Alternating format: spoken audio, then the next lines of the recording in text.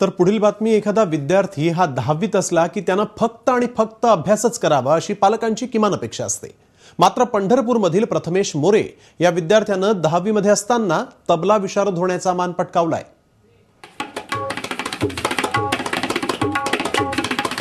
हा आहे पंढरपूरमध्ये राहणारा प्रथमेश मोरे.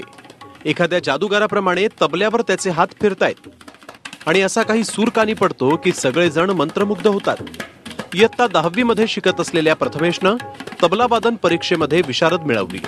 संत तनपुरे महाराज संगीत विद्यालयातर्फे प्रथमेशचा खास सत्कार देखील करण्यात आला. एवढ्या लहान वयात तसंच 10वीचा अभ्यास करताना प्रथमेशनं तबला वादनामध्ये विशारद मिळवली. शाळेच्या अभ्यासाबरोबरच तबला वादनाचा दररोज 2 तास तो सराव करतो. 6 वर्षापासून मी दादा पाटील सरांकडे आणि विकास सरांकडे शिकत आहे. आणि मी संत तनपुरे महाराज मठामध्ये संत तनपुरे संगीत विद्यालयामध्ये शिकत आहे. आणि 10वी मध्ये असताना देखील मी विशारद प्रथम परीक्षा दिली आहे.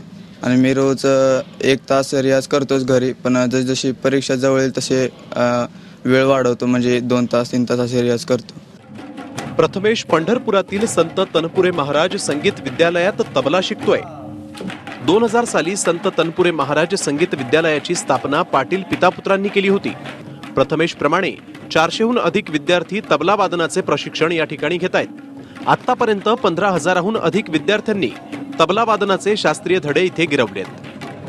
या सगळ्या विद्यार्थ्यांसमोर प्रथमेशनं एक वेगळा आदर्श ठेवलाय. प्रथमेशच्या यशाबद्दल त्याच्या शाळेला देखील त्याचा अभिमान आहे.